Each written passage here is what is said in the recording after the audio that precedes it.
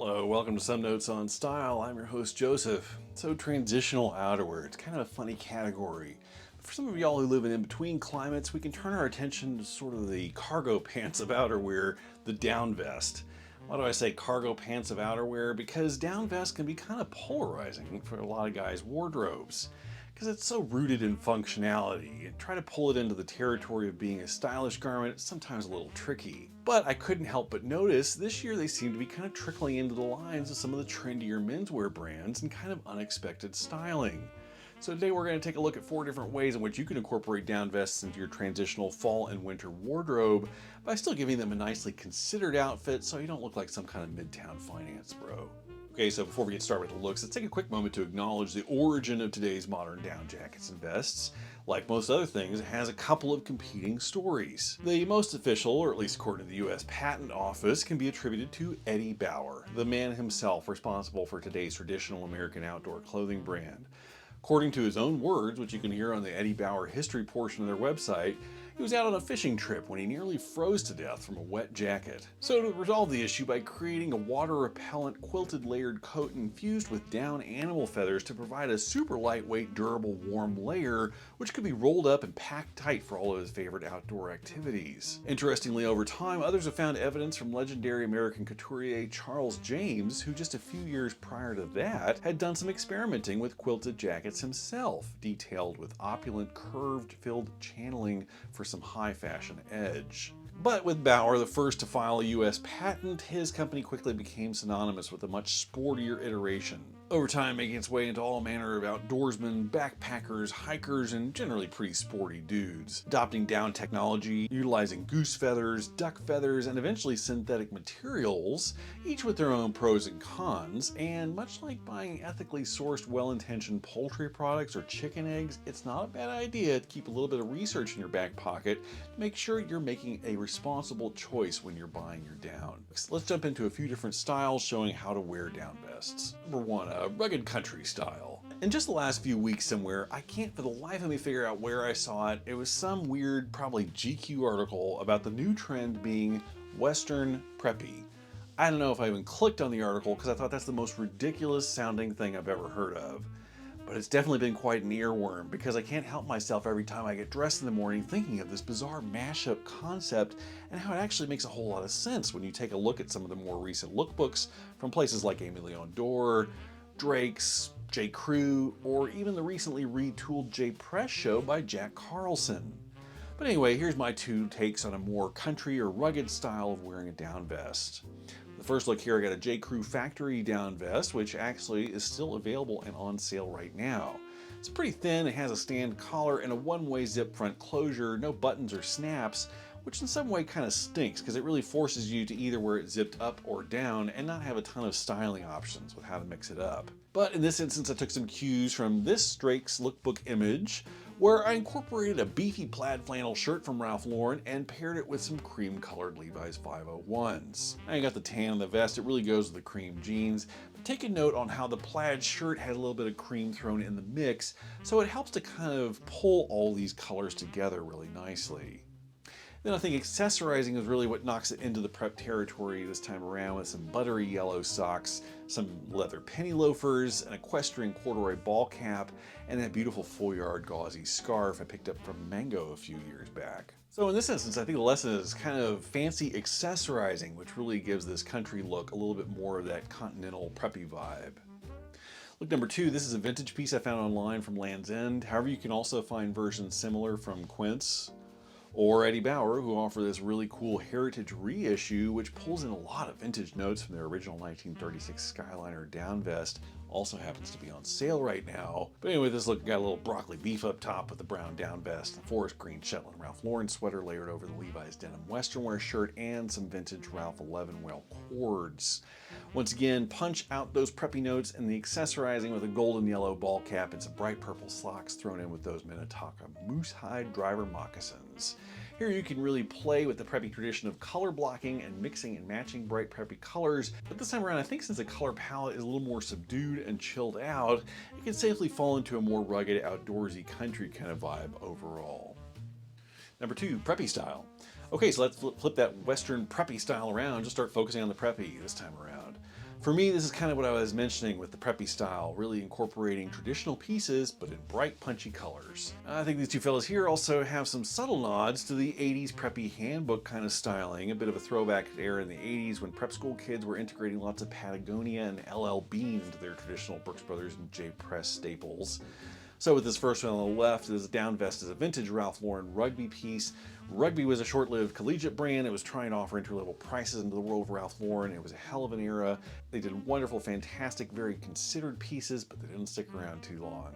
So if you ever find any of their stuff vintage on eBay, I highly recommend going after it. But this one particular piece takes a few nautical cues by throwing in those wooden toggle closures against this bright cherry red down vest with a stand collar. What I did here was take a traditionally classic Ivy League formula, some pleated khaki chino pants, some argyle socks, penny loafers, a gray herringbone tweed jacket, layered over a soft brushed dark plaid flannel shirt. Got that little punch of color around the neck with the golden yellow bandana from Walmart. The vest is such a punch in the face that you really gotta tone everything else down to try not to fight it. And for some places you can go to pick up these bright poppy vests, check out LL Bean, who's offering relatively indistinguishable, minus those wooden toggles, version. Brooks Brothers has a pretty cool wide-well corduroy puffer vest for a bit of a variation on the theme. And J.Crew is offering these really electric color down vests. These look like some recent additions thanks to Jack Carlson's infusion of a little dose of fashion into the pretty low-key traditional Ivy League brand. But the colors on these things look so great.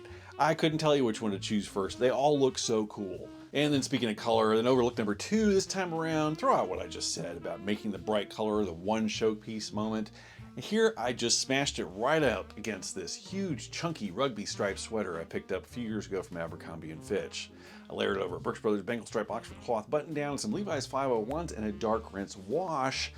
Some kind of preppy accessories going on up and down as before. I think what happens here is because of the scale of those stripes on that sweater, in addition to the bold graphic coloring, you kind of get away with a little bit of that color mashup because it's not overly busy or ornate. It's just kind of loud and proud like a circus tent in your face. If you're looking to pick up some bold striped sweaters, you can check out Bandana Republic or Eddie Bauer or Brooks Brothers for some similar variations in scale. But I think the other thing going on here is you gotta kind of isolate all that busyness going on to the top half of the outfit. When you look at almost every other element in this look, and also the fact that it's rooted in a dark, basic navy, there are things that kind of pull and push into the background to make this outfit successful overall. Number 3, Uniqlo down vests. Okay, so this is not really a sensibility, obviously, as much as I was just showcasing what Uniqlo used to offer, but apparently don't offer anymore, which I didn't realize, was their signature ultralight down jacket line.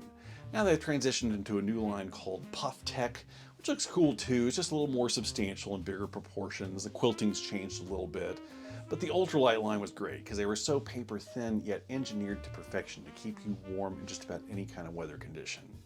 My favorite aspect was that they would sell them with this little pouch. You could literally just roll them up into a ball and tie the bag wherever you were going. So that way, in case the weather warmed up, you could just throw it on and off. But in terms of a more modern looking piece, these things worked wonders. My other favorite aspect is they were so thin, you could layer them over or under other pieces like jackets or medium weight sport coats or heavyweight outerwear, and they were almost like an invisible layer that just made anything it was paired with super winter ready. So for this first fella on the left here, I got a cashmere chocolate brown turtleneck sweater layered underneath the down vest, and on top of that, a relatively thin wide wale corduroy shirt jacket from Bandana Republic. Throwing those cream Levi's once again, and some Clark's rough out suede Chelsea boots, and a dark brown suede ball cap. For the most part, the earth tones and the browns all kind of work together, which make those cream jeans feel well rooted into the autumn season. But like I said, with this kind of look, that down vest really just sits right in there, making this look totally appropriate for some pretty chilly days. Now on to look number 2, I realized I did kind of a funny thing here. I think I put the green vest on the navy guy and the navy vest on the green guy, but it's not really a wrong answer because these guys still look pretty good overall. But anyway, I was trying to go for a more tonal look here with those dark rinsed jeans, a navy long sleeve knit polo shirt, the down vest, and I accessorized it up top with a navy and green black watch plaid scarf coming in from Drake's, adding a little bit of warmth around the neck. Some Doc Marten Chelsea boots for a little bit of a tougher vibe below on feet. Like I said, this guy wasn't intended to be a green down vest, but actually it does pick up some of the green in that plaid. So, you know, it works fine, but you could easily flip-flop these two vests with one another, and the looks would have a different kind of vibe. Seeing as how Uniqlo doesn't offer these down vests anymore, if you're looking for something similar, plenty of other retailers have kind of picked up the slack. You can also check out Eddie Bauer, once again, who offer a nice technical version with a good range of colors.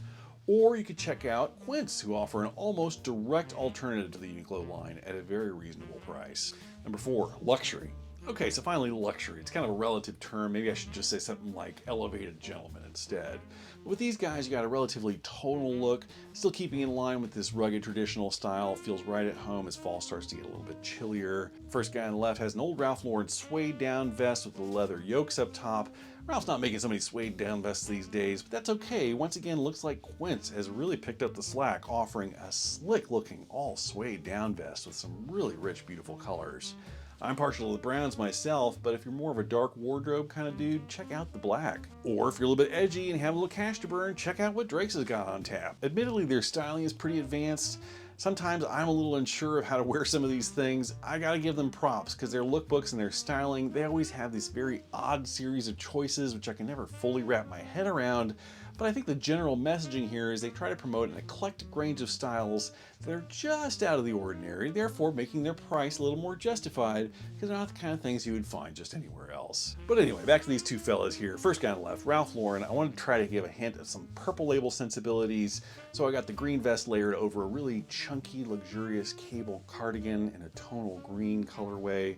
Got the same corduroy pants as before, and those little punches of purple, this time in that crisp polo dress shirt in a bright purple, and those socks down below once again. Really jumps away from all the layered earth tones, but in small, slight hints on the innermost layers. And finally, classic navy quilted down vest. Easily the most versatile, most classic, easiest to transition almost year-round or as long as you need to wear a down vest. So coincidentally with a look like this, we've also got an example of an incredibly versatile and timeless style. But interestingly, I do feel like this look also kind of whittles down the whole Western preppy idea to its very core. Because with this look, you've got a blue shirt and khaki pants. This time around, what I've done is the blue shirt is a denim Western wear shirt from Levi's with a pretty rugged wash on it, and a pair of heavy-duty khaki 5-pocket denims. Now, the navy vest has a certain rough and tumble edge, but it almost mimics the same thing a navy blazer would do with the same kind of outfit color combo. Then accessorizing it out with a woven brown leather belt, some beat-up Doc Marten Chelsea boots, and the navy bandana, suddenly got this very high-low, sophisticated, classic look, which maintains its rugged Western roots, but it also sits well in the Ivy preppy styling of the past. Okay, so that's going to wrap us up with this episode talking about down vests. And if you'd like to see more tear sheets on Western preppy styling, you can think about coming on over to Patreon and become a distinguished gentleman. Help support the channel and keep these videos coming. In exchange, you'll get a monthly Some Notes on Style notebook where I collect a couple hundred images corresponding to each episode's topic and send it directly to you for a little inspiration of your own. For my distinguished gentlemen who already joined the Patreon, hey man, I couldn't do it without you guys. I really appreciate all your all's help. Or if you're just watching along and enjoyed the episode, please give me that thumbs up. Or if you're enjoying the channel, please click that subscribe button if you haven't already. It would really help the channel out quite a bit.